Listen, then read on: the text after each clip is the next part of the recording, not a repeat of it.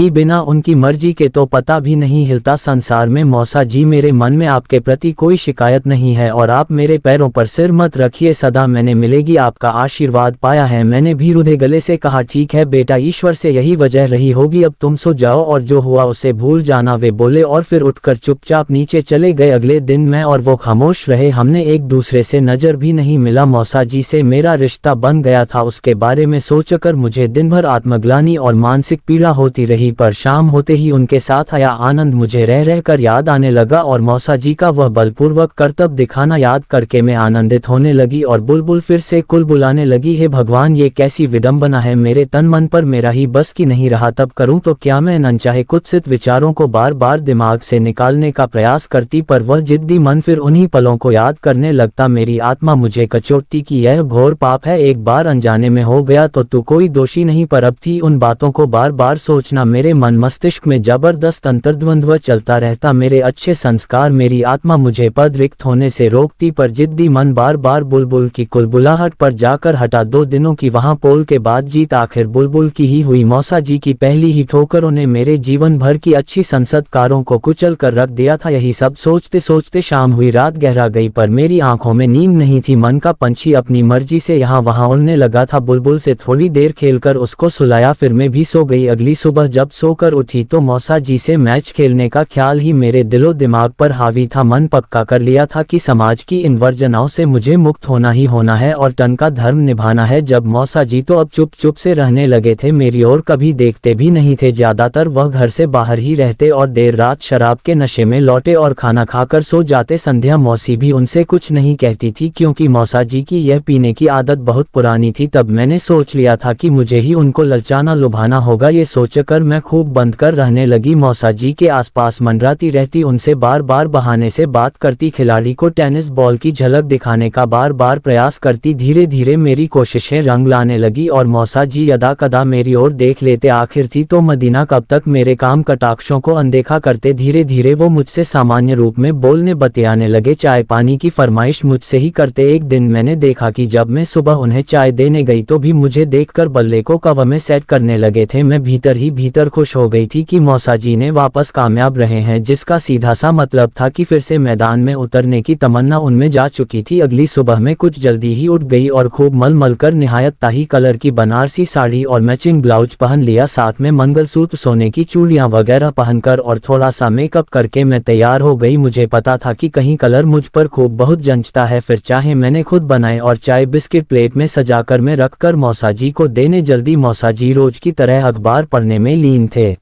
मौसा जी नमस्ते, ये रही आपकी चाय। मैंने उनको नमस्ते करते हुए कहा और चाय की ट्रे उनके सामने टेबल पर रख दी। उनकी नज़रें मेरी तरफ थी, उनकी आंखों में आंखें डालकर नज़र मिलाएं और एक हल्की सी मुस्कान मेरे होठों पर तैर गई। मौसा जी, कुछ और चाहिए आपको? मैंने कुछ शब्दों पर थोड़ा जोर देकर पूछा। मैंने देखा मौसा जी की नज़रें बंगाल की खाड़ी पर जमी हुई थी, शायद उन्होंने मेरा प्रश्न सुना ही नहीं था। मौसा जी, और कुछ चाहिए आपको? मैंने बहुत ही मीठी आवाज़ में फिर से पूछा। मौसा जी ने मेरी तरफ गौर से देखा और मुस्कुराए। हाँ बेटा, चाहिए है न? फिर से मैंने भी मुस्कुरा कर उन्हें देखा और सहमति में सिर हिला दिया और हंस दी। इस तरह बातों बातों में, इशारों इशारों में बात खुलने लगी थी। दिन में कई बार हम एक दूसरे की ओर देखकर मुस्कुरा देते। मैं तो मन ही मन प्लानिंग करने लगी थी कि अगले मैच में क्या क्या करना है, रणनीति बनाने लगी थी। रुचि की शादी के लिए बैंक से जो छुट्टियां मैंने ले रखी थी वो भी अब खत्म होने को थी। उधर मेरे पति नमन का फोन भी लगभग रोज ही आता कि जल्दी आ जाओ, बची हुई छुट्टियां कैंसिल कर दो, पर मैं कोई न कोई बहाना बनाती रहती। मैंने तो पक्का सोच रखा था कि मौसा जी से बिना दोबारा मैच खेले और उनको हराया बिना तो मैं वापस हरगिज नहीं जाऊंगी। एक दिन की बात बताऊं, शाम का समय था, संध्या मौसी मंदिर जा रही थी और मुझसे कह की गई थी कि बिटिया देने के लिए तू सब्जी काट देना और डालकर कुकर में उबाल कर रख देना, बाकी काम होकर लेंगी। तो मैं वो सब कर ही रही थी कि मौसा जी रसोई में आ गए और शरारत करने लगे। मैं तो एकदम हड़बड़ा गई और छिटक कर दूर जा खड़ी हुई। मुझे डर था कि कोई देख न ले, क्योंकि शादी में आई आंधी टाइप की कुछ लेडीज अभी भी रुकी हुई थी। मौसा जी, ये गलत है, आखिर इतनी आसानी से ऐसी कैसे ने अपनी प्रॉपर्टी पर मौसा जी को कब्जा कर लेने देती। के लिए सॉरी बेटा जी, बस एक बार और कर लेने दे बेटा। मौसा जी जैसे गिड़गिड़ाए, एक बार और क्रिकेट का मैच हो जाए बस। मौसा जी सोचो तो सही, अगर दर्शकों ने मैच देख लिया तो बहू तू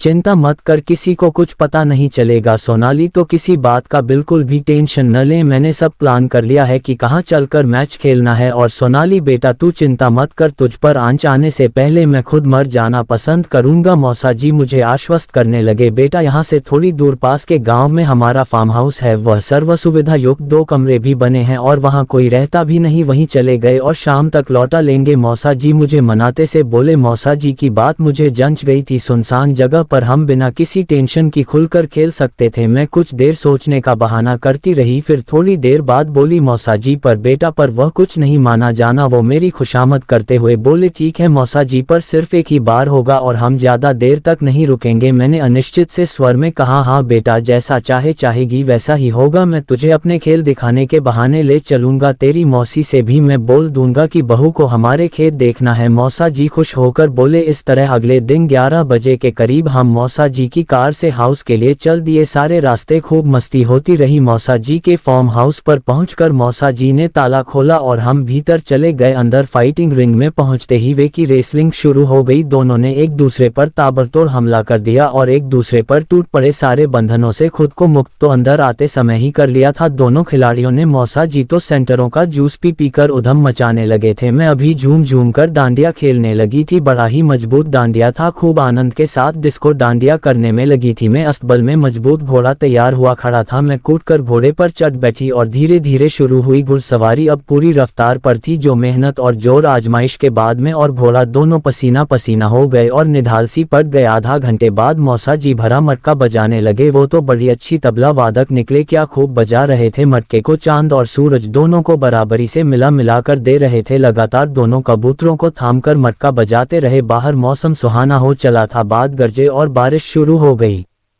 और फिर तेज गुर्राहट के साथ जैसी कोई बादल दरजा हो या बादल फट गया हो, ऐसा पानी का झरना बह निकला और सैलाब सा आ गया। वहां कुछ देर के लिए सुई पटक सन्नाटा सा छा गया। अपनी ही काबू में करने लगे थे दोनों। इस तरह सुबह से शाम तक फार्म हाउस में खूब घमासान युद्ध चलता रहा। खेल का भरपूर आनंद लेने के बाद हम शाम होने से पहले ही घर लौट आए। इसके अगले ही दिन मैंने तत्काल में आरक्षण करवा के ट्रेन से वापस अपने घर लौट आई और अगले दिन बैंक ने अपनी ड्यूटी ज्वाइन कर ली। अब बुलबुल रानी को यहाँ कोई तोता तलाश करना होगा खेलने के लिए, क्योंकि अब उसका मन की तोते में लगने वाला नहीं था। तो दोस्तों, जैसे ही कोई नया तोता मिलता है तो बताऊंगी आपको अपनी नई कहानी। मेरे प्यारे दोस्तों, कैसी लगी आपको ये मेरी कहानी, प्लीज कमेंट में जरूर बताना। वीडियो को लाइक कीजिए और हमारे चैनल को अभी सब्सक्राइब कर लीजिए दोस्तों। धन्यवाद।